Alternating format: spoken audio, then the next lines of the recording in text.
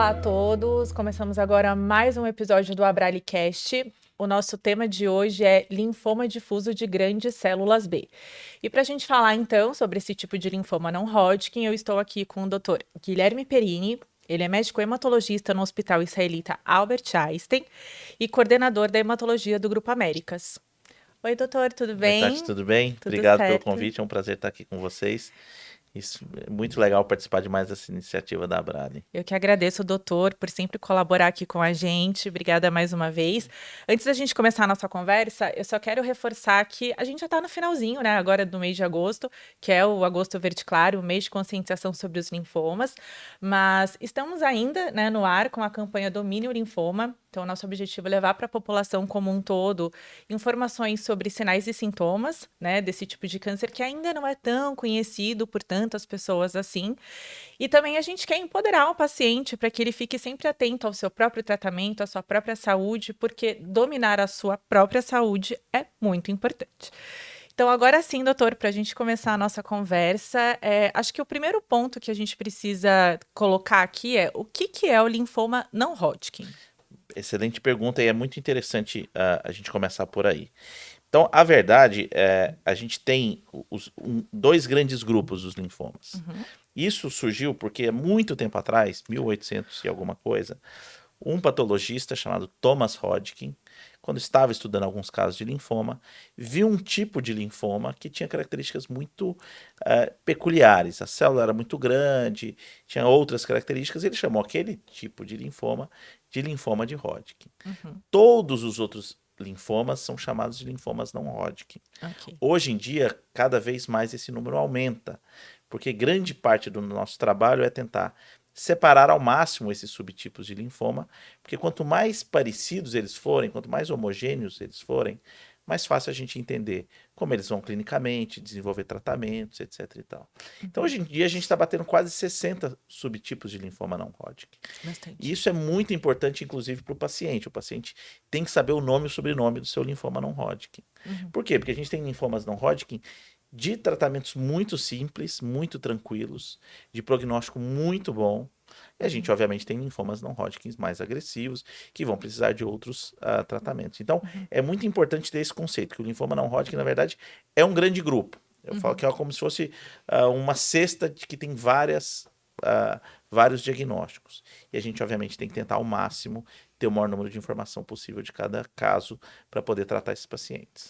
Perfeito. Entrando já, né, no tema do nosso podcast aqui, que é o linfoma difuso de grandes células B. Então, o que é esse linfoma, doutor, especificamente? Então, o linfoma difuso de grandes células B, ele é um tipo de linfoma agressivo, tá? Uhum, E ele tem esse nome porque é isso que o patologista, quando está vendo a lâmina, ele vê. Ele vê um linfoma que tem um crescimento difuso, ou seja, que pega todas as áreas do linfonodo e que as células são grandes, uhum, tá? Hoje em dia a gente cada vez mais quer separar esse grupo. De novo, a gente volta naquilo que eu falei, uhum, né? O famoso separar para conquistar. sim. Na ideia de que, morfologicamente, a gente tem linfomas que podem se parecer, mas que o comportamento pode ser diferente. E mesmo hoje em dia, a gente separa a apresentação, a localização desses linfomas. Então, a gente Uhum, tem o linfoma primário do mediastino, uhum, o linfoma primário do sistema nervoso central, o linfoma primário de testículo, o linfoma difuso de uhum, grandes células B, primário de testículo, é uma entidade à parte. ok. Linfoma difuso primário do sistema nervoso central, é uma outra entidade. Então, Uhum, a ideia é justamente ir separando. ok. Quando a gente fala de linfoma agressivo, a gente tem que dar uma parada para entender uma coisa.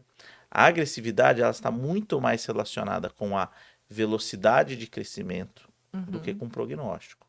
Existe tá. inclusive um certo paradoxo entre os linfomas, que os linfomas agressivos eles são mais curáveis do que os linfomas indolentes. Uhum, Por quê? Porque os linfomas indolentes, eventualmente, eles podem ter um número grande de recaídas na sua uhum, história. E o linfoma difuso e outros linfomas mais agressivos ainda, como o linfoma de Burkitt, geralmente esses pacientes, passados 2 anos, 3 anos, esses pacientes estão curados. Então, só a palavra agressivo, na verdade, é o que assusta mais. Com certeza. Então é Ele, uma na coisa que verdade, ele tem tratamento. com certeza. A agressividade não tem a ver, inclusive, com responder ou não a tratamento. Né? Uhum, Então tem que tomar esse cuidado, porque realmente é uma palavra que muitas das vezes assusta. Eu sim. sempre falo para os pacientes, assim que eu falo, olha, é um linfoma agressivo, vamos parar aqui agora Uhum, para a gente entender o que significa esse conceito de agressividade. sim. Doutora, você comentou que o linfoma difuso de grandes células B, ele pode aparecer em vários órgãos do corpo, né? Então, qual seria o órgão mais comum dele atingir? E a minha outra dúvida é se qualquer pessoa pode ter esse tipo de linfoma, homens, mulheres, crianças, quem que ele atinge mais? Tá? É um linfoma que pode se apresentar em qualquer órgão.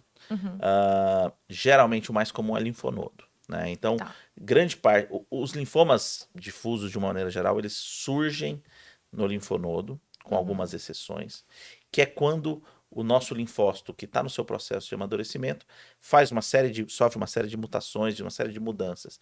E é uhum, nesse processo que geralmente esse linfócito pode se tornar doente e virar um linfoma. Então, o linfonodo é a apresentação mais frequente, é a que o uhum, paciente geralmente percebe. Então, o paciente ou a mulher percebe na axila, uhum. ou o homem na hora de fazer a barba percebe no pescoço, enfim, é onde geralmente o linfonodo aparece do ponto de vista clínico. Uhum, Agora, pode aparecer em qualquer tecido, né? Então a gente uhum, tem linfoma, inclusive a gente tem linfomas primários de alguns tecidos. Então, como eu falei para vocês, primário do testículo, ou seja, uhum. surgiu ali no testículo, primário Sim. do sistema nervoso central, primário do mediastino, mas pode ter estômago, osso, músculo, qualquer região é factível da gente ter. Anel de Waldeyer, que é essa região que pega amígdala, ah, toda essa região de adenoide, tudo isso também é uma região que pode surgir. Então Uhum. pode surgir em qualquer lugar, sim. E pode Ok, surgir em qualquer pessoa. tá. Tá? Os linfomas difusos, eles tendem a aumentar um pouco com a idade. É uma doença classicamente da sexta, sétima década de vida, mas você pega pacientes desde pediátricos, Uhum. né, pacientes jovens e até mesmo pacientes mais idosos. Perfeito. Então é por isso é tão importante ficar atento aos sintomas, né? Então, além dos linfonodos, né? Então, os Uhum, nódulos, os carocinhos, né? Que podem isso, aparecer no corpo. Quais são os outros sintomas que a pessoa pode desconfiar que ela tem esse tipo de linfoma, doutor? tá. Primeiro vai depender muito de onde vai aparecer, né? Então Uhum. vou pegar um exemplo muito clássico, é o linfoma primário do mediastino. Ok. Então o mediastino, para quem não sabe, é um espaço que a gente tem entre os pulmões e o coração. Essa região que fica ali, geralmente tem onde ficam os grandes vasos, como a aorta e tudo mais. Essa é a Uhum. região chamada mediastino. E é onde tem o timo, que é um órgão linfóide, que é muito importante na infância. Uhum. Conforme a gente vai envelhecendo, ele vai regredindo. Tá. Tá? Mas é uma região que pode surgir esse linfoma, chamado linfoma primário mediastino.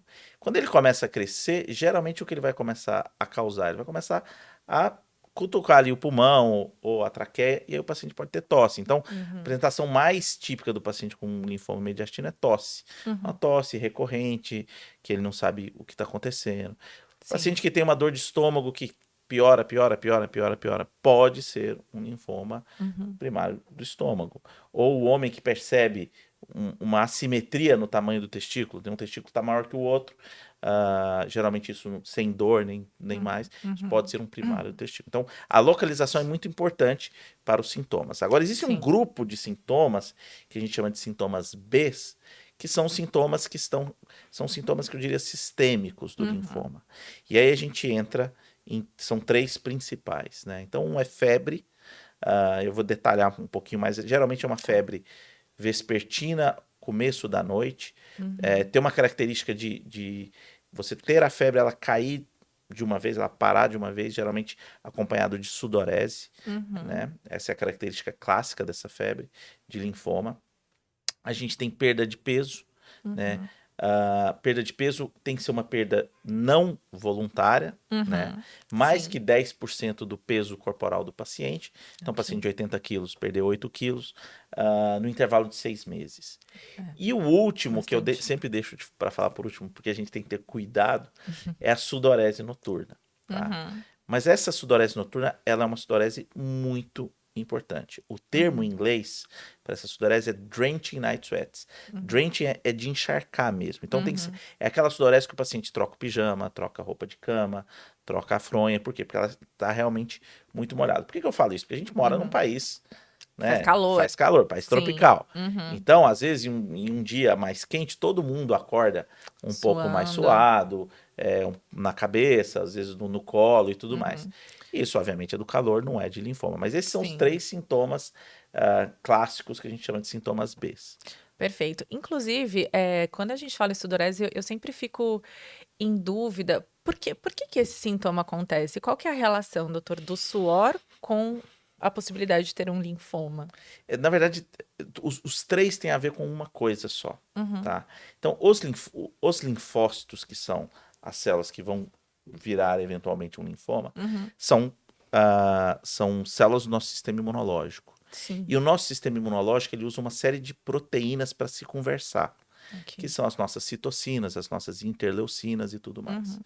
E a gente sabe que quando o linfoma está aumentando, ele pode liberar essas citocinas, porque ele ainda mantém, essa célula doente, ela ainda mantém alguma dessa função de secretar essas citocinas.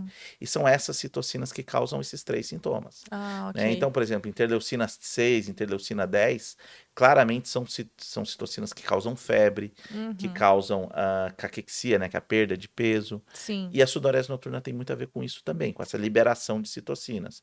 Geralmente, os interessante. pacientes fazem um aumento de temperatura, que muitas das vezes nem chega a ser febre, quando isso geralmente é mais à noite. Quando tem a parada dessa febre, aí ele tem essa Vem o sudorese suor. muito significativa. Não é o linfoma em si que está mudando nada na composição do suor, mas dessas citocinas mesmo. Bacana, obrigada pela explicação, doutor. Ao longo da nossa conversa, a gente vai ouvir um pouco da história da Gisele Boldrin. Ela tem 37 anos e ela é paciente de linfoma difuso de grandes células B. Então, a gente vai ouvir agora um pouco sobre quais foram os sintomas que ela apresentou. Vou colocar aqui o áudio. Vamos lá. Bom, antes de tudo, muito obrigada pela oportunidade de participar de mais essa iniciativa tão bacana da Abrale para levar informação para as pessoas, né? Uma coisa tão importante e nos mais diversos formatos, né? O que torna esse conteúdo ainda mais acessível e capaz de alcançar mais gente. Obrigada. Bom, em relação aos meus sintomas, o primeiro que eu tive foi um gânglio inchado aqui na região da saboneteira, sabe? No finzinho do pescoço, do lado direito.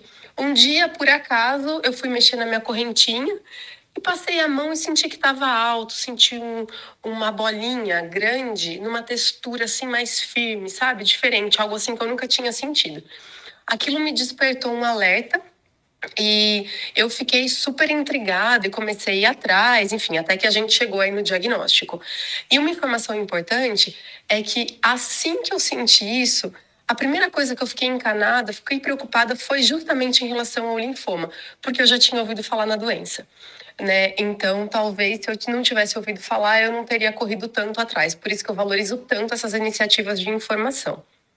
E uma coisa importante e interessante é que eu só fui ter algum outro sintoma depois que eu já tinha o diagnóstico, que foi o suor noturno, que eu tive uma única vez. Então, ela apresentou os sintomas que você comentou aqui, doutor, mas lá no começo da nossa conversa, você falou sobre a diferença entre o linfoma agressivo e o linfoma indolente. E eu sei que, a depender do linfoma indolente, é possível que o paciente não apresente sintoma. Ele descubra que ele tem um linfoma numa consulta de rotina, enfim.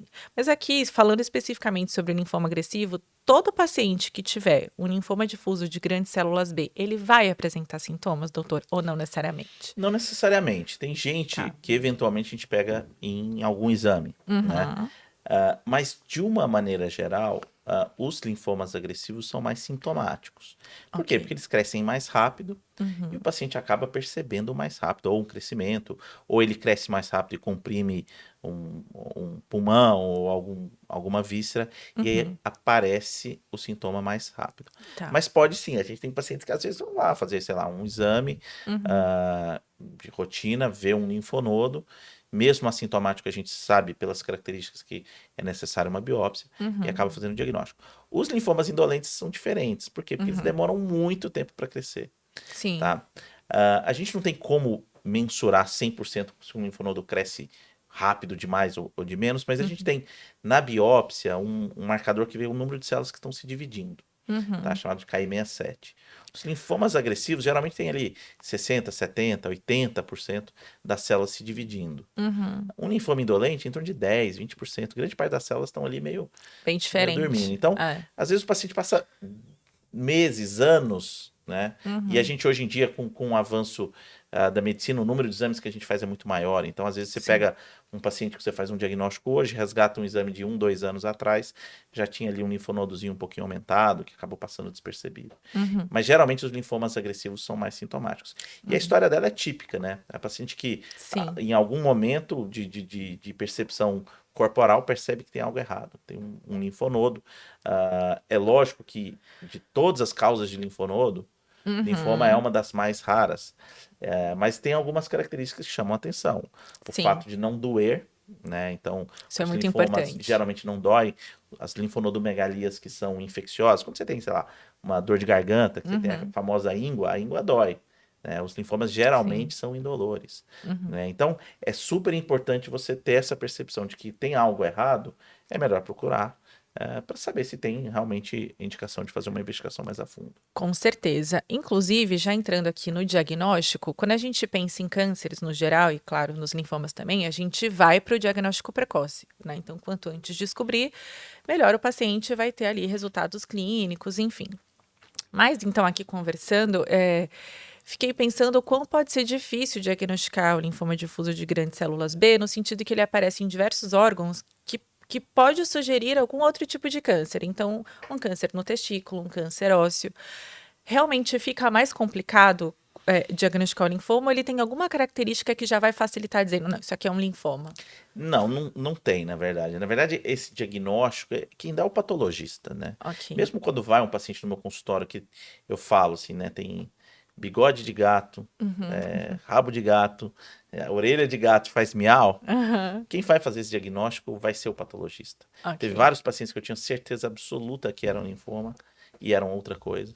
E tinha um caso que eu tinha certeza absoluta que não era linfoma e que E era. era. Então, realmente precisa do patologista ver. E o que você falou é verdade. Às vezes, num laudo, né, que o paciente pega assim numa tomografia, eu recentemente tive um paciente com um linfoma ósseo. E aí o laudo, assim, sugerindo metástase óssea, porque o linfoma ósseo ele é mais incomum. E Sim. quando você vai ver, quando o patologista vê, opa, é um linfoma, maravilha, vamos tratar e vai ficar bom. Então não existe algum achado que seja 100% específico, tá? Sim. Mas tem, obviamente, aí entra, né, a parte técnica da medicina de você ter uma alta suspeição. Pela idade, por exemplo, um paciente que tem, sei lá, 25 anos com uma lesão óssea, é menos provável que seja uma doença metastática do que seja um linfoma. E por aí vai. Então, se tem outros linfonodos, se tem os sintomas B clássicos, então, tudo isso sugere. Mas Tá. entre sugerir e ser, a gente precisa muito do patologista. Ok. E quais são os principais exames que esse paciente vai passar para ele saber que então que ele tem é um linfoma? Óbvio que a gente faz uma série de exames, mas o exame mais importante é ter uma biópsia de qualidade avaliada por um laboratório com qualidade. Tá? Então, hoje é extremamente importante isso. Então, o que eu quero dizer com uma biópsia de qualidade? Primeira coisa a gente precisa de um tecido que seja representativo. Tá?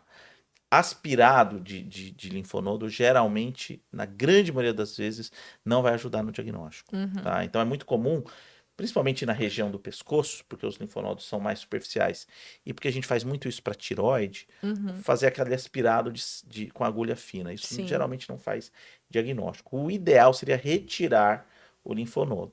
Tá. Mas, às vezes, dependendo da localização, do tempo para você conseguir fazer isso, hoje a gente tem uma modalidade intermediária, que é uma biópsia por agulha. Uma biópsia por agulha grossa. Então, precisa que esse material seja representativo. Tem uma série de dificuldades nisso. Então, às vezes, na hora de aspirar, aspira muita necrose, ou na hora de te retirar o pedaço, fragmenta ou amassa muito esse pedaço. Então, tem que ser uma biópsia boa. Se a Tá. biópsia não for boa, não comece o tratamento. Eu falo isso porque é uma coisa que eu levo da minha prática mesmo. Eu gosto sempre Sim. de ter uma revisão de lâmina. Eu sempre gosto de ver que eu tenho certeza do porque é o primeiro passo. Uhum. Eu falo que sabe quando a gente faz o dominózinho assim, que vai um derrubando o outro? Sim, É o sim, primeiro passo, é exatamente o diagnóstico. E a sim. segunda coisa é que a gente tem que ter uma análise boa. A gente precisa ter tanto uma análise anátomo-patológica, mas a gente precisa ter uma imunistoquímica. Uhum. E muitas das vezes a gente tem que lançar a mão, inclusive, de outros testes. Testes moleculares, testes de FISH e tudo mais. Uhum. Então, é um passo muito importante. Com Eu certeza. prefiro atrasar um pouco o tratamento de um paciente para Uhum. começar com todas as informações do que depois tentar cavar essas informações depois. Então, o Sim, exame mais importante para diagnóstico é a biópsia. ok. Todos os outros testes a gente vai fazer para avaliar o paciente como um todo, função Uhum. renal, função hepática, para Uhum. saber em relação a tudo isso, e para a gente saber onde que o linfoma está, que é o que a gente chama de estadiamento. Então Sim. aí entra tomografias, entra PET, e aí obviamente tem alguns subtipos de linfoma que tem algumas indicações mais peculiares, mais específicas dele. Então, por Uhum. exemplo, o de testículo, geralmente a gente faz uma avaliação do líquor, que a gente sabe que pode ter um risco de infiltração. Enfim, Tá. aí entra, cada um tem Tem a essa sua particularidade. particularidade, Sim, né? Mas o mais importante mesmo sendo a biópsia. perfeito. Eu vou colocar aqui então, doutor, mais um trechinho da Gisele, dela comentando justamente como é que foi o diagnóstico dela. Então, vamos lá. Olha, eu não diria um diagnóstico errado, porque eu ainda estava na fase da investigação, né? Então foi uma suspeita aí diferente do que realmente foi concluído depois, que foi de tuberculose ganglionar. Conforme a minha busca aí por respostas foi evoluindo, eu fui passando de médico em médico, até que um me pediu uma tomografia de tórax. E aí tava cheio aí de gânglios, né? Inchados, maiores, assim. E isso me fez procurar um infectologista com a suspeita já de tuberculose. Foi por essa suspeita que eu fui internada e começou toda uma busca. Eu fiz a biópsia e identificou-se, né, as células atípicas. E aí foi fortalecendo aí até que a gente chegou à conclusão do linfoma. Graças a Deus foi relativamente rápido. No dia 29 de julho, eu notei aquele gânglio que foi aí meu primeiro sinal. No dia 22 de agosto, eu já estava recebendo o laudo, né, com a conclusão de que eu estava lidando aí com o linfoma. Então as coisas se encaminharam assim, elas fluíram bem, né? Eu já consegui agendando os médicos, já consegui. Achei profissionais incríveis, tá? É muito importante falar isso, assim, todo o meu trajeto, eu tive profissionais incríveis ao meu lado que me deram todo o apoio, toda a orientação e que viabilizaram essa agilidade também. No dia 15 de setembro, eu estava fazendo a minha primeira quimioterapia. E aí, se vocês me permitirem um comentário adicional, o período da espera do diagnóstico foi realmente muito difícil para mim, porque você fica naquela expectativa, você não sabe com o que você está lidando, né? Por mais que tenha tudo que indique que seja determinada doença, sempre tem um leque muito amplo de possibilidades. Então, a espera pelo laudo, pelo diagnóstico, realmente foi muito dura para mim. Me causou muita ansiedade, muito sofrimento, muita insegurança. E a partir do momento que eu sabia o que era e que eu conversei com a minha hemato, doutora Fernanda, incrível, que me deu aí o caminho das pedras, o que a gente vai fazer, como a gente vai fazer, o que a gente tem que descobrir, parece que dá uma clareada, sabe? Aí você fala, bom, aí você começa a acreditar que vai dar certo. Mas no momento do diagnóstico, da espera do diagnóstico, realmente foi bem, bem angustiante. E, doutora, essa ansiedade deve ser bastante comum em todo mundo que Com tem uma certeza. suspeita de linfoma, né? Deve ser bastante comum. Na verdade, tem muita coisa dito aí que eu acho que é importante a gente falar. Assim. Uhum, São várias coisas que eu fui pensando aqui enquanto eu escutava o áudio. sim. Primeiro são das suspeitas, né? Então, Uhum, realmente, tuberculose ganglionar é um grande diagnóstico diferencial. Porque uhum, até a gente ter esse diagnóstico, o que a gente está se tratando, na verdade, é de investigação de uma linfonodomegalia. Né? O uhum. que é linfonodomegalia? É o aumento do gânglio. E a gente Tá. tem uma lista aí de De várias centenas de possibilidades. causas possíveis de linfonodo aumentado. Desde causas reativas, desde causas autoimunes, inflamatórias, infecciosas e, obviamente, as neoplásicas. Uhum, Né? No Brasil, tuberculose ainda é uma doença endêmica, então a gente vê bastante uhum, esse diagnóstico, essa suspeita como uma tuberculose ganglionar. Por quê? Porque o paciente também pode ter febre, pode ter sudorese noturna, uhum, pode ter gânglio aumentado, perda de peso. Então, meio que simula um pouco, uhum. tá? Então, isso realmente pode acontecer, tá? Bom, e aí vem a parte da biópsia, de quão importante é essa questão do tempo. Sim. Infelizmente, esse tempo muitas das vezes é muito maior, né? Principalmente no SUS, né, Exatamente, doutor? principalmente no SUS. É. Por quê? Porque muitas das vezes o paciente vai no posto de saúde, o médico examina, de novo, daquela lista de centenas de possibilidades, linfoma é uma delas e uma das mais raras, e aí Sim. ele volta, passa com outro médico. Uhum. Então, às vezes isso ocorre. A gente tem, inclusive, visto alguns pacientes no SUS que passam meses a anos para fazer o diagnóstico. Sim, Tá? infelizmente. Esse eu acho que talvez seja o grande gargalo que a gente precisa trabalhar no futuro. Uhum. E aí vem o que ela falou que é muito importante, que é da espera, né? Então, Uhum. tem uma música de um cantor americano que eu gosto bastante, chamado Tom Petty, que fala: The waiting is the hardest part. Né? Uhum. Então, esperar muitas das Sim. vezes é a parte mais difícil. Tá? Por quê? Porque no momento que existe essa possibilidade e que você não sabe ainda se ela vai se concretizar ou não, a cabeça fica, né, a 1 Sim, milhão. Você não nossa. sabe se é ou se não é, que subtipo que é, Se como for, vai o que que vai tratar, se vai precisar acontecer? tratar, qual que é a Exato. sua chance, qual que é o prognóstico, qual que é o impacto disso a longo prazo. Então, Uhum. realmente, isto é muito difícil. Uhum. E muitas das vezes a gente tenta aliviar isto, mas a gente, infelizmente, não tem muito o que falar. A gente, obviamente, consola, acolhe e tudo mais, mas existe esse trâmite de tempo para a gente ter o Uhum. diagnóstico. Então, o linfonodo tem que ser retirado, ele tem que ser Sim. fixado, ele é avaliado pelo patologista. O patologista pede imunistoquímica, depois ele vai avaliar a imunistoquímica. Às vezes ele fica na dúvida, pede mais alguma coisa. Então, Uhum. isso realmente é muito difícil.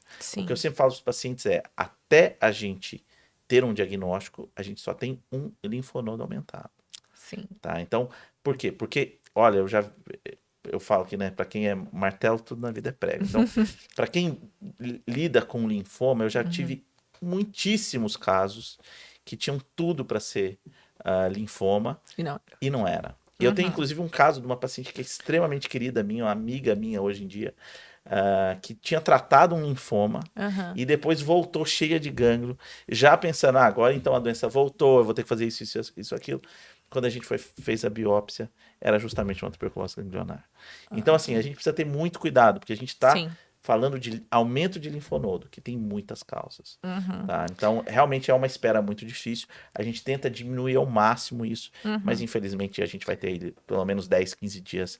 A Tem o gente tempo, tem o né? tempo Tem o dela, tempo exatamente. dos exames. É difícil controlar a ansiedade, mas é importante tentar, pelo E eu menos, digo mais, né? assim, é importante respeitar este processo. Uhum. Porque, como eu falei para vocês, quando o paciente, obviamente, não estou falando do paciente que precisa começar um tratamento com urgência, Sim, mas sim. aquele paciente que está nessa investigação, é melhor esperar um pouco mais e ter todas as informações Com do certeza. que a gente começar meio que atropelando as coisas.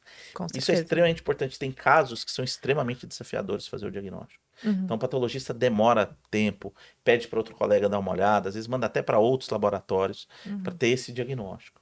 Porque, Sim. do ponto de vista técnico, é difícil de fazer. Uhum. Então, assim, é muito difícil, mas este é um processo que a gente tem que respeitar, porque esta é a informação mais importante que a gente tem durante todo o planejamento do paciente. É com base nessa informação que o paciente vai começar o tratamento correto, né, para que Exatamente. ele tenha aí bons resultados, né, a Exatamente. cura, É o enfim. primeiro dominó que vai cair e vai gerar todos os outros para frente. Exatamente. Eu queria ainda falar um pouquinho sobre essa questão da demora no diagnóstico. Como você comentou, doutor, então tem pacientes, principalmente pacientes, né, da rede pública, enfim, que às vezes demoram muito tempo, né, para receberem o diagnóstico correto, enfim, passam por vários médicos. O quão prejudicial pode ser isso para o paciente, doutor? Tá. Eu acho que depende, obviamente, muito do subtipo de linfoma, né? Como a gente Uhum. está falando aqui, a gente está falando de 70 doenças, né? Sim. Mas são várias coisas que me incomodam nessa demora, principalmente do paciente SUS. Primeiro é o problema estrutural, Uhum. né? A gente evoluiu muito, né? Com os programas de saúde de família, etc e tal. Mas grande parte ainda do suporte médico no SUS é por demanda. O Sim. paciente vai no posto de saúde com uma queixa e muitas das vezes ele não consegue fazer esse follow-up depois, esse segmento depois. E Exato. isso, obviamente, tem impacto, né? Uhum. Em relação à doença se espalhar, usando um termo bastante leigo, Uhum. o impacto que isso tem nos linfomas é muito menos que nos tumores sólidos. Tá. Né? Então, um tumor sólido, ele grande parte das vezes ele é curado com a sua retirada, quando ele está no estádio inicial. Uhum. Então, um paciente que descobre um tumor localizado de intestino, ele vai lá e tira aquele pedaço do intestino, Uhum. resolvido o problema. Muitas das vezes ele não Sim. precisa fazer químio, ele não precisa fazer rádio. Uhum. Mama, a mesma coisa, e por aí Sim. vai. O linfoma, de uma maneira geral, esse impacto não é tão importante. Grande parte dos tratamentos dos linfomas vão ser tratamentos sistêmicos. Uhum. E o impacto prognóstico do estadiamento não é tão significativo. Ok. Tá? Então, assim, um paciente que tem um linfoma difuso estadio 3 ou estadio 4, ele tem mais ou menos o mesmo prognóstico. Ok. A mudança do estádio 1, 2 para um estádio 3 e 4 não tem um impacto prognóstico tão significativo como outras variáveis. Uhum. Mas o que é muito importante é, principalmente nos linfomas agressivos, um dado que a gente chama de performance status. Como que o paciente se apresenta. Uhum. Né? É muito diferente um paciente que chega com pouca carga de doença, andando, bem de saúde, sem nenhuma repercussão, daquele paciente que chega acamado. Sim. Tá? Então, esse performance status é extremamente importante. Uhum. E o que a gente vê hoje em dia no SUS é que muitas das vezes os pacientes chegam mais doentes do que eles deveriam. Tá?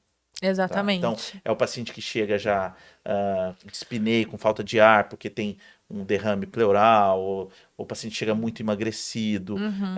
Então, isso tem muito impacto. Sim. Mais do que isso, hoje em dia a gente está começando a entender que o volume de doença, não onde ele está, Uhum. mas a quantidade total de doença pode ser um fator prognóstico. Então, Uhum. existem alguns estudos novos com uma variante feita com PET-CT, chamado de volume metabólico tumoral total. Uhum. A gente pega todas as áreas que a gente tem de linfoma Sim. e soma. E aqueles pacientes que chegam com muito volume tumoral, eles costumam ter um prognóstico pior do que o paciente que chega com baixa carga tumoral. Tá. Então é muito importante a gente acelerar esse diagnóstico, não porque a gente está perdendo uma janela de retirar só e não fazer nada, porque isso é mais uma realidade para os tumores sólidos, Sólidos. mas para a gente pegar o paciente com menos doença, melhor do ponto de vista físico, com menos comorbidades, para que a gente consiga Tratar. entregar um tratamento mais curativo, com mais chance de sucesso. Sim, não, sem sombra de dúvidas. E por falar nessa questão do estadiamento, que vai de 1 a 4, o que é esse estadiamento? Como chegar à conclusão que o paciente está no estadiamento 1 ou que ele está no estadiamento 4, por exemplo? Tá. De uma maneira bem simplificada, o estadio 1, 2, 3 e 4, que a gente chama de estadio Ann Arbor, é uma maneira da gente ver o quão, entre aspas, espalhado está o linfoma e ajudar a gente na hora de escolher o nosso arsenal terapêutico. Tá? Sim.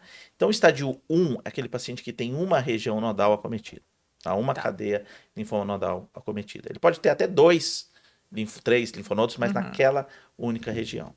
Tá? O estadio 2 é quando a gente tem mais cadeias acometidas, mas todas elas do mesmo lado do diafragma. Então, o diafragma é aquele músculo que separa o tórax da barriga.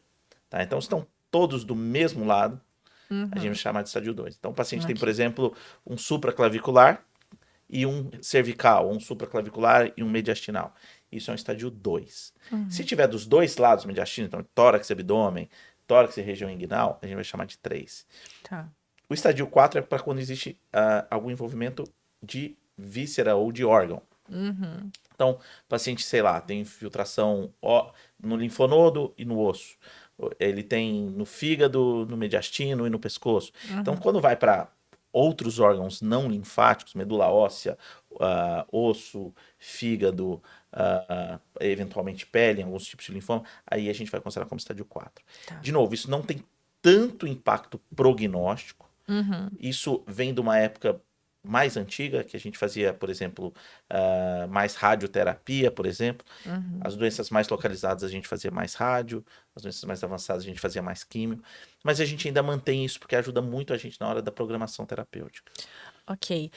Doutora, uma outra curiosidade então, quando, por exemplo, o linfoma ele aparece na mama, ele não tem como se transformar num câncer de mama. Não. Ele vai ser um linfoma de mama. Ele não se transforma em outro câncer. Não. Tá.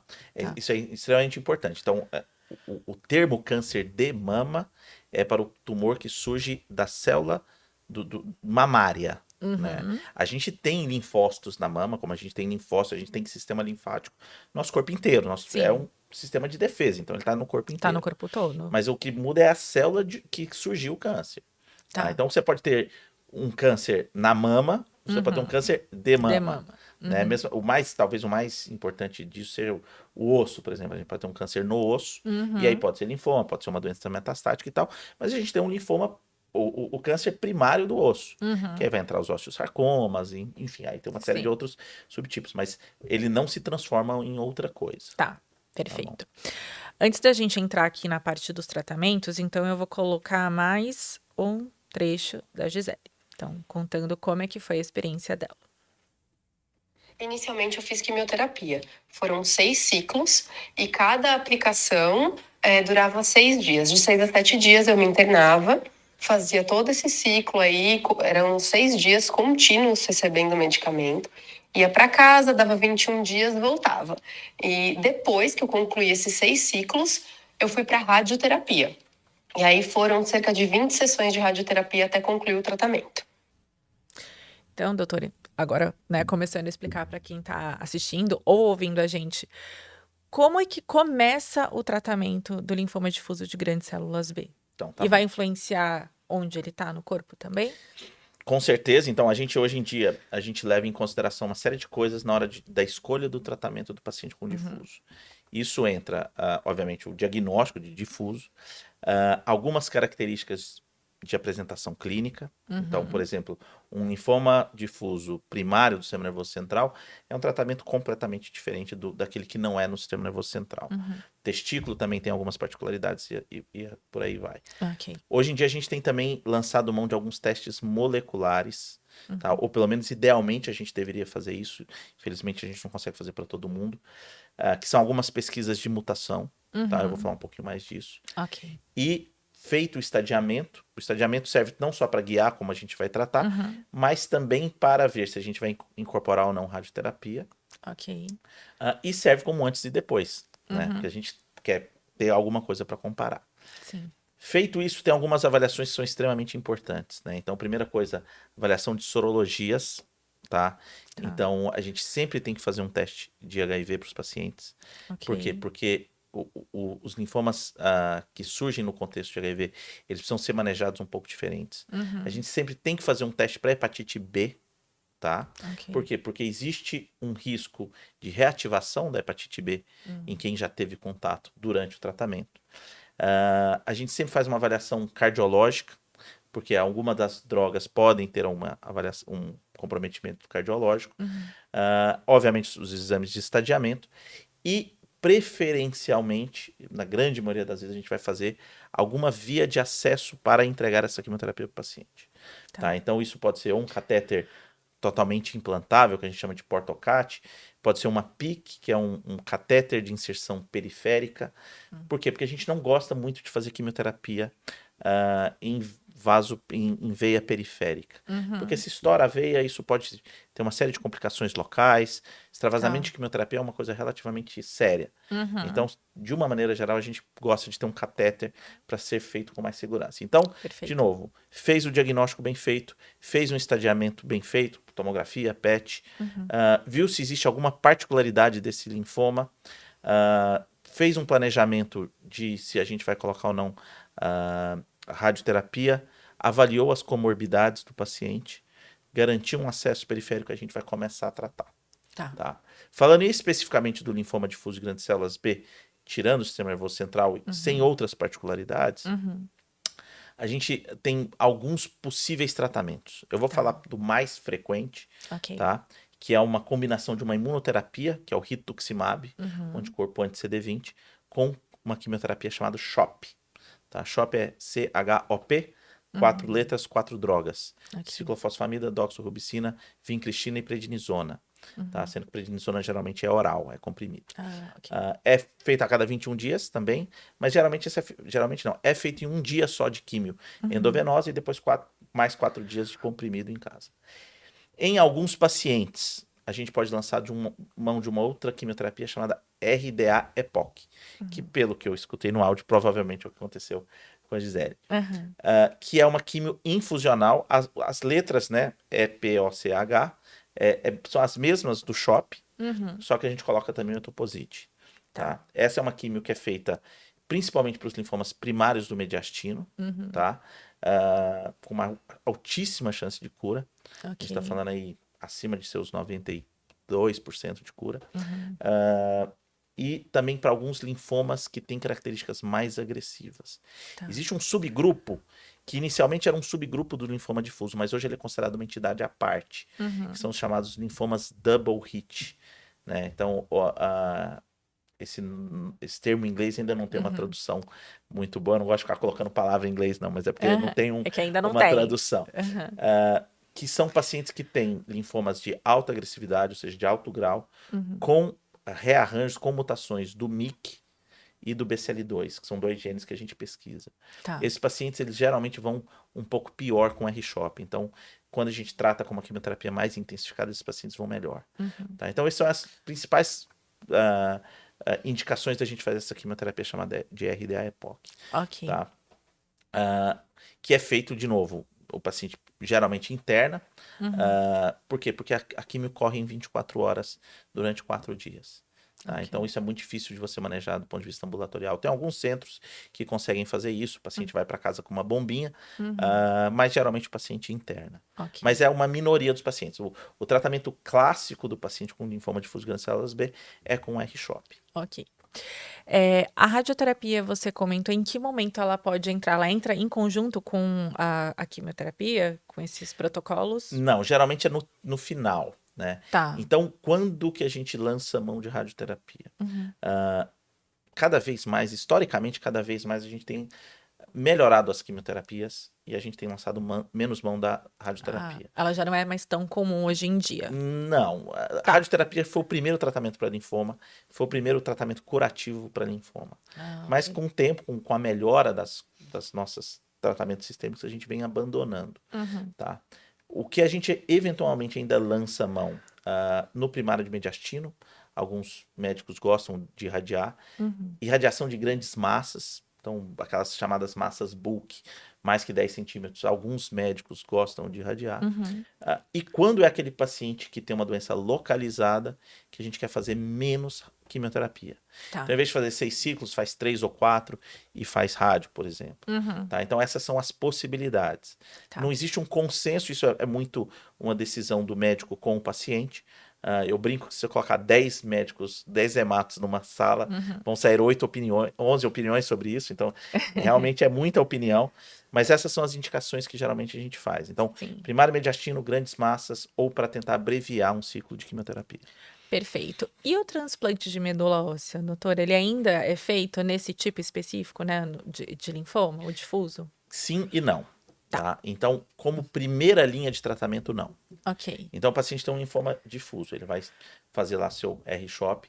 Antigamente, alguns médicos defendiam já fazer mais um transplante em cima, como uma consolidação. Ok. Isso hoje em dia a gente não faz. A gente Tá. tem alguns estudos que não mostraram um benefício claro em relação a isso. Uhum.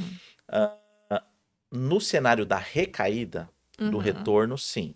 Tá. Então, aquele paciente que tratou uma primeira linha, a doença retornou, a gente vai resgatar com uma quimioterapia e vai consolidar com transplante para aqueles pacientes que são, obviamente, elegíveis ao transplante. Ok. Tem, obviamente, pacientes com comorbidades, tem pacientes que têm uma idade muito avançada que a gente não vai considerar o transplante. Mas, geralmente, a gente usa na recaída. Tá. O que tem acontecido hoje, de uma maneira geral, nos estudos no mundo, e que ainda é muito longe da nossa realidade, é uma comparação do transplante autólogo com as terapias celulares, em especial CAR-T. Né? Então, Sim. hoje tem alguns estudos comparando em segunda linha transplante autólogo com o CAR-T. A gente tem estudos que são positivos, Tá. inclusive com uma melhora da sobrevida global, que é um dado super importante, né? As pessoas estão vivendo mais. Sim. Que é o que, por exemplo, o Zuma-7, que é um estudo que usou uma terapia chamada Axicel. A gente tem estudos que foram iguais. Né? E aí, obviamente, a gente precisaria de mais uns 3 podcasts para falar disso, porque tem Sim, Porque é tem um muito a ver mundo. com a metodologia, como foi desenhado, o que podia receber de tratamento. Então aí é muita Uhum. informação. Mas de uma maneira geral hoje, o standard of care, o que a gente chama, né, o tratamento padrão desses Uhum. pacientes, seria resgatar com uma quimioterapia e levar para um transplante autônomo.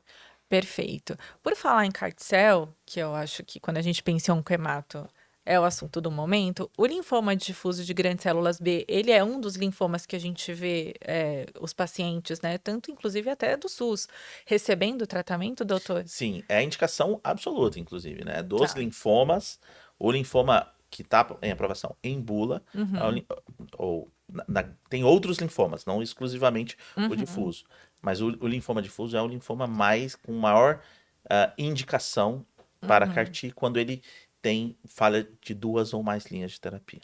E realmente tem sido revolucionário, porque a gente vê pacientes que provavelmente sem essa terapia poderiam ir a óbito, sumindo todos os linfonodos, né, do corpo que apareceram. Não, com certeza. O CAR-T ele foi desenvolvido para um cenário que era muito ruim. Uhum. Tá, então vamos desenhar mais ou menos como é essa jornada, né? Uhum. Então, de uma maneira geral, de cada 100 pacientes que a gente faz o diagnóstico de um linfoma difuso, com a terapia de primeira linha, a gente cura hoje em torno de 65, 70%. Que é um número Tá? bastante É um número alto. bastante elevado. É É, lógico que a gente quer, né? 100%. Exatamente. É. Mas 70% vai, para facilitar a nossa conta matemática, Uhum. 70% dos pacientes vão estar curados. Sim. Esses 30% ou vão ser refratários, ou seja, eles nem atingem uma resposta, Tá. ou eles vão cair, ou seja, Vai a doença voltar, né? some e ela volta. Esses pacientes, a gente, com o esquema de resgatar com quimioterapia e levar para um transplante autólogo, a gente cura mais ou menos em torno de 40% a 50%. Tá. Tá? Que também é um número Que também é um positivo. número positivo. É. Então, daqueles iniciais, a gente tinha, sendo matematicamente simplista, 70% mais 15% desses 30%, a gente curava em torno de 80%, 85% dos pacientes. Uhum. Tá? E a gente tinha esses 20% que falhavam o transplante autólogo ou não eram elegíveis para o transplante autólogo. Uhum. Era um cenário muito ruim. Sim. Tá? Antes da gente ter uma terapia celular, isso era um evento muito grave na vida do paciente. Sim. Tá?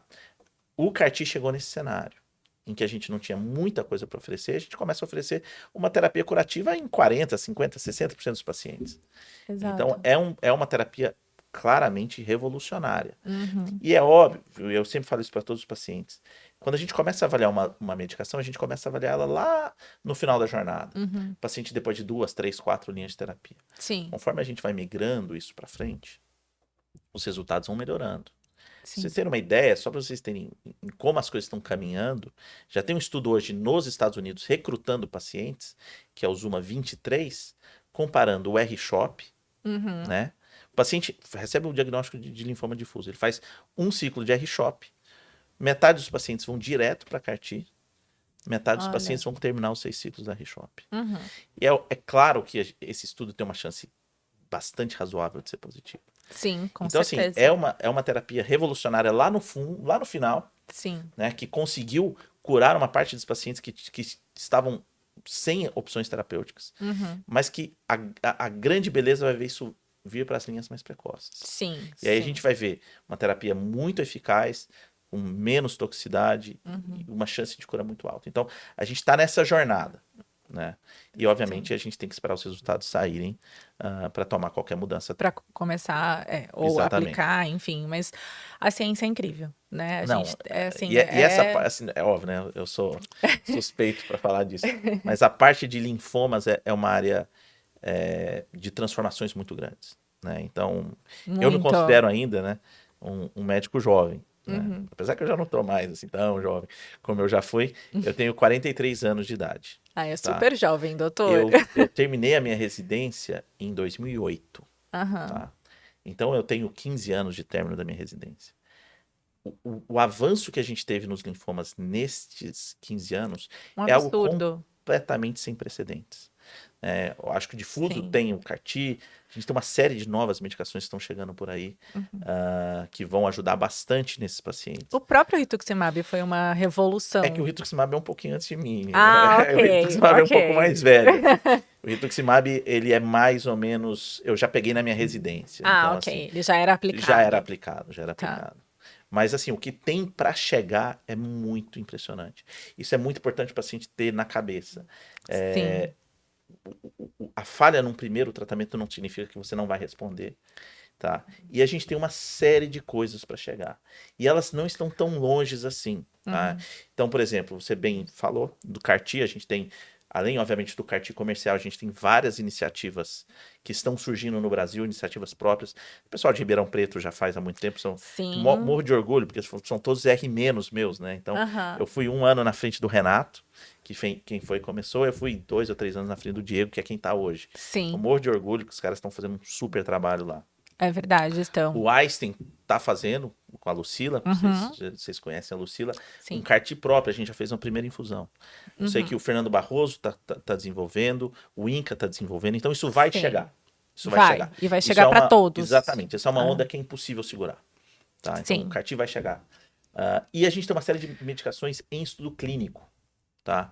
Sempre em um cenário que a coisa não está indo bem, está acontecendo alguma coisa, fale com o seu médico para ver se tem algum estudo clínico. O Brasil virou uma grande vitrine para os estudos clínicos.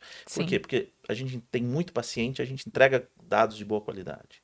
Então, assim, a gente faz isso no Einstein, Paulistano, Redditor tem centro de pesquisa, Beneficência Portuguesa, muitos centros fora de São Paulo, Curitiba, Goiânia, Salvador, Natal, serviço fantástico de pesquisa, Rio de Janeiro, não precisa nem falar, tem 1 milhão de protocolos. Então é muito importante, porque às vezes você tem a chance de receber uma medicação, ainda na fase de pesquisa, mas que vai ser extremamente Uhum.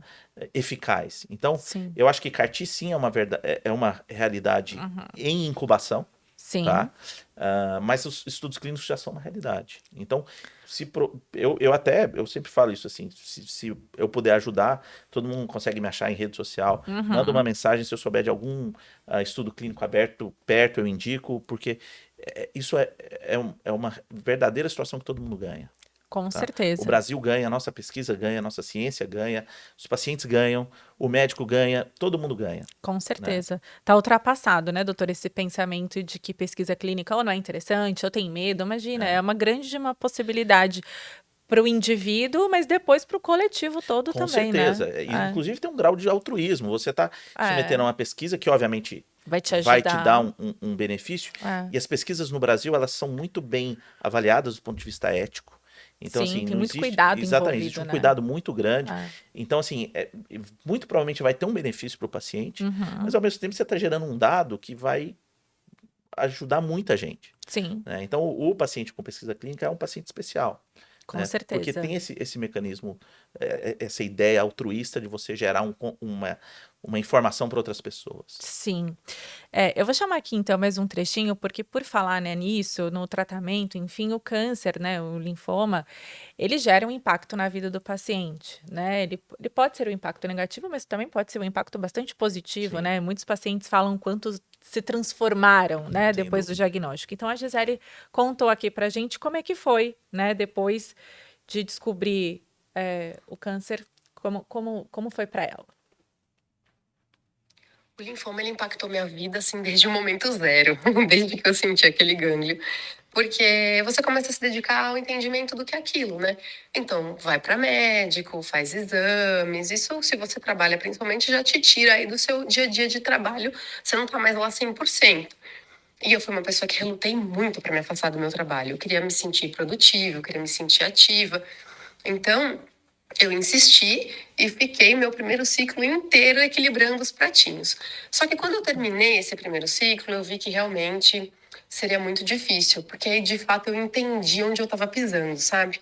Então eu tinha lá de 6 a 7 dias de internação, que já era um período longe afastada. Aí depois tem todas as consequências, aí, os efeitos da quimioterapia, né? O cansaço, a queda da imunidade, que era muito, muito drástica, assim, ficava praticamente zerada. Então você tem que ter N cuidados. E eu também precisava receber um medicamento que chama granuloquine para ajudar a minha imunidade a se retomar para eu me preparar para o próximo ciclo. E isso eram 5 dias seguidos indo para o hospital para receber o medicamento. Por conta do deslocamento, eu também me afastava muito para fazer isso. Enfim, aí tem a questão do desgaste, tem a questão da sua ausência no trabalho, que você também não quer atrapalhar a rotina das outras pessoas. A conclusão que a gente chegou foi realmente de eu me afastar até o final da radioterapia. Sou muito grata por ter tido essa possibilidade. E quando eu falo que o linfoma ele continua impactando a rotina, é porque para sempre eu vou ter no meu histórico um tratamento oncológico, né? Então é uma coisa que eu preciso olhar com cuidado, que não pode ser esquecida. Eu faço acompanhamento com a minha oncologista até hoje, e principalmente aí nos primeiros anos pós-remissão, nada que eu fazia era sem falar com ela. Então, tomar medicamento, qualquer coisa. E qualquer sinal, qualquer coisa preocupante, assim, que me chamava atenção, sinalzinho do meu corpo, eu sempre falei com ela. Porque a gente não pode deixar de lado, né? Isso é uma informação importante que precisa ser considerada. Porque no caso de uma recidiva, a gente precisa notar isso rápido. Agilidade para começar um tratamento é fundamental para a gente conseguir sucesso nele. Então, impacta a minha vida até hoje. Com o passar dos anos, isso vai diminuindo, os medos vão ficando, né, diferentes. Então, hoje eu confesso que hoje eu tenho mais receio de fazer uma tomografia de tórax, por exemplo, do que eu tinha lá quando eu estava no embalo do tratamento. Porque você tá lá no fluxo, né? Hoje eu já penso, ai, por favor, eu não quero começar tudo de novo. Então impacta sim até hoje, impacta muito mesmo. E quem vai passar pelo tratamento, quanto mais cedo tiver consciência disso, eu acho que mais cedo vai conseguir realmente se dedicar à cura, né? Porque não é uma notícia fácil. E a gente fica realmente balançado, a gente entra em negação. E o melhor a fazer é ir de cabeça, né? Em busca da solução.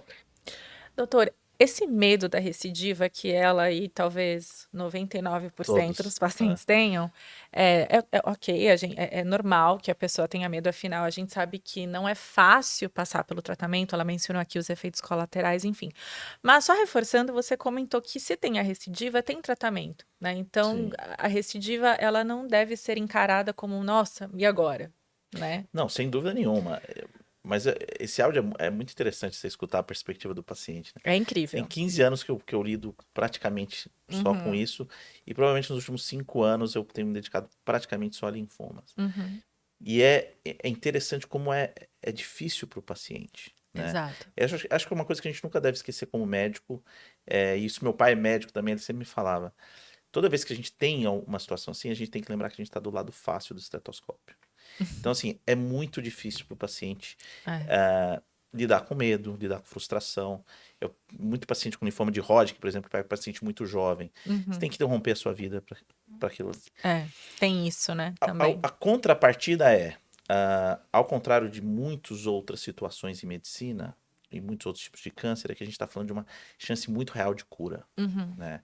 E isso tem vários impactos. Primeiro é o que ela falou de, quando possível, focar em se cuidar.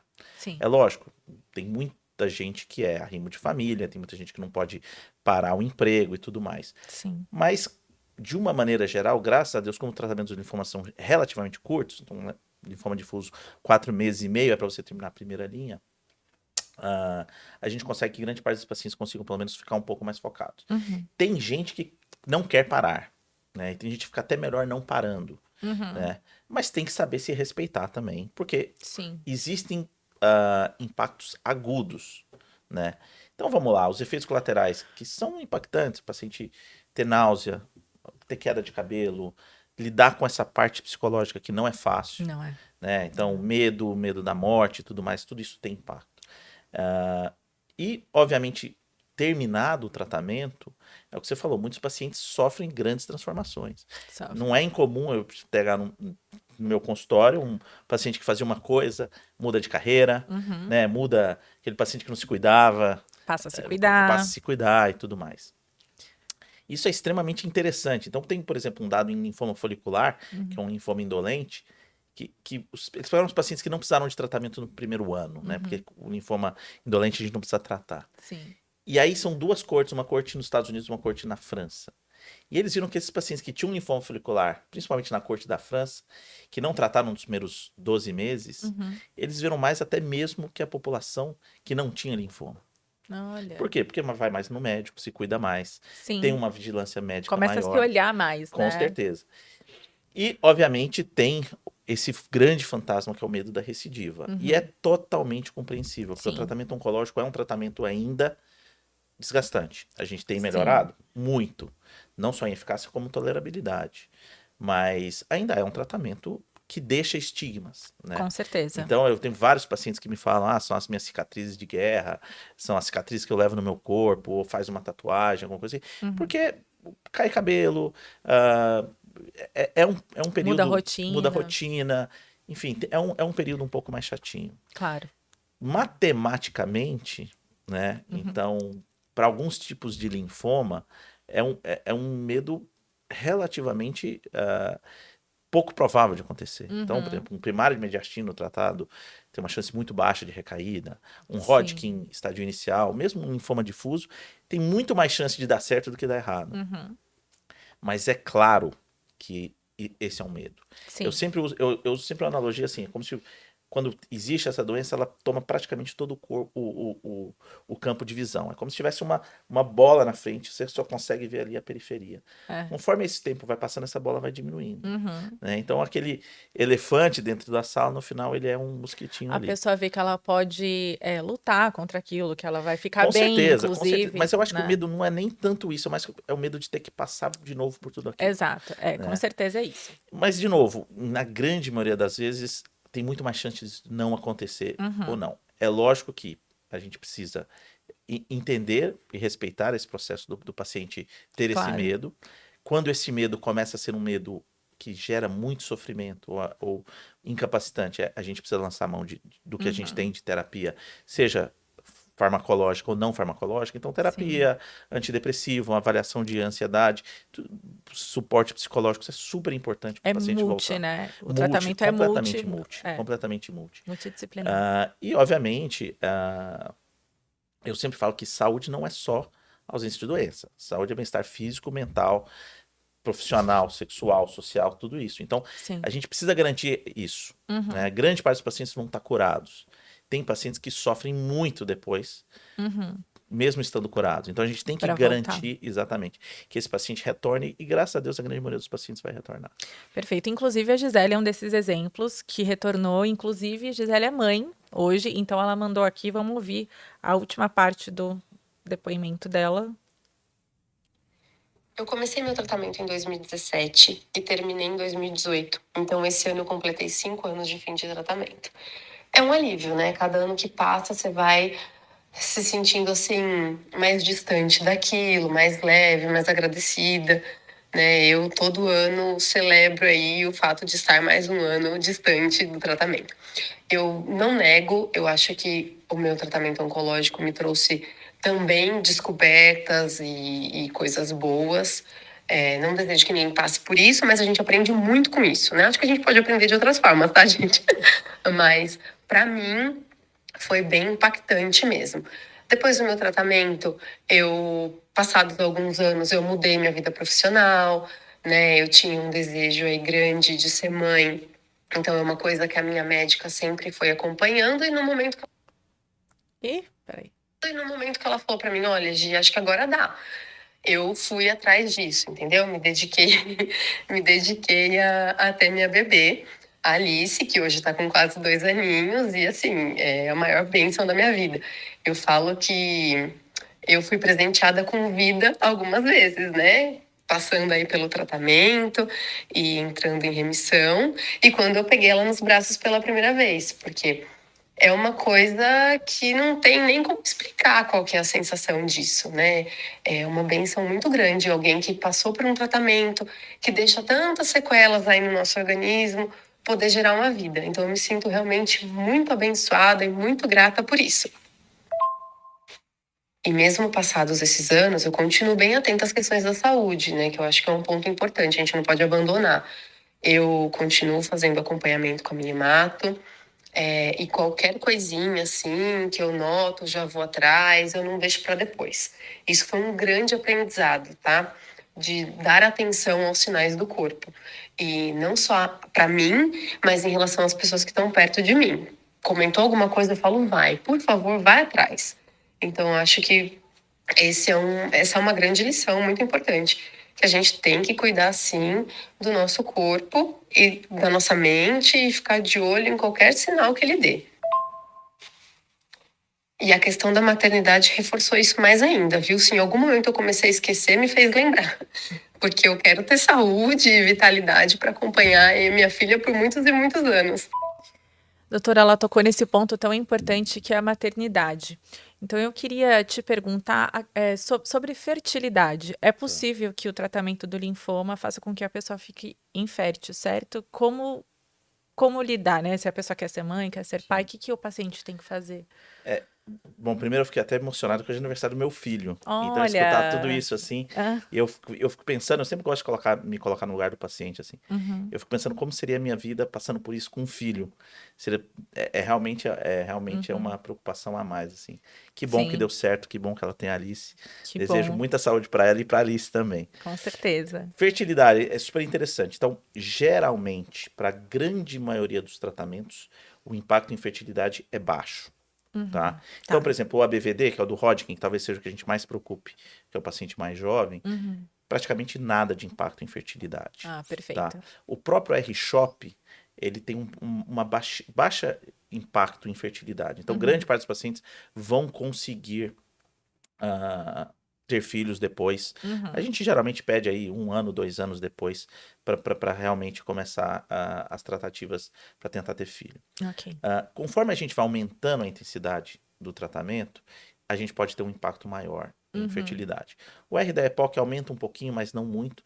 Mas os tratamentos em segunda linha, os tratamentos de resgate e o transplante autólogo, aí pode ter sim um uhum, impacto na fertilidade.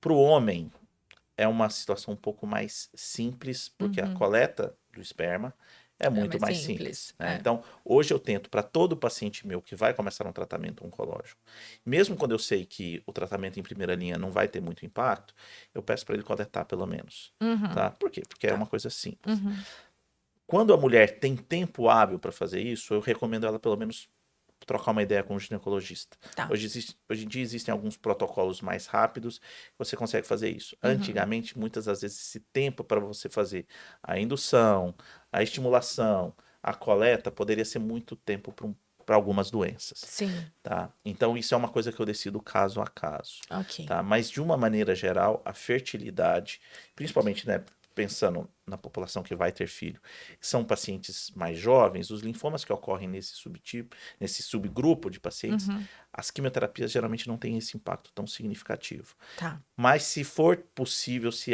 houver tempo hábil, Uhum, sempre eu recomendo passar com um médico, ou seja, para coleta de sêmen, seja para avaliação de coleta de óvulo. Tenho perfeito. vários pacientes que com filhos, Uhum, isso eu fico muito aham, feliz. Acho que todos nós hematos têm, porque, de novo, o impacto é relativamente menor. perfeito. Doutor, então para a gente já encerrar aqui a nossa conversa, que foi super esclarecedora, eu acho que a última pergunta você já respondeu ao longo do nosso podcast aqui, ao longo da nossa conversa, mas eu acho que é importante frisar. Então, quando a gente fala de linfoma difuso de grandes células B, a gente fala sobre um linfoma que tem cura, ou seja, o paciente ele fica livre, da doença. É remissão, é cura? Como é que a gente pode falar sobre esse tipo de linfoma específico? E essa diferença entre remissão e cura é apenas semântica, digamos assim. Então, Uhum, remissão é o estado atual, cura é a manutenção desse estado. uhum, Então, quando a gente faz o tratamento e a gente termina o tratamento, a gente faz um controle de imagem. uhum. Se o linfoma tiver sumido, tudo a gente fala que o paciente está em remissão. Ok. Remissão é uma foto, Uhum, cura é um filme.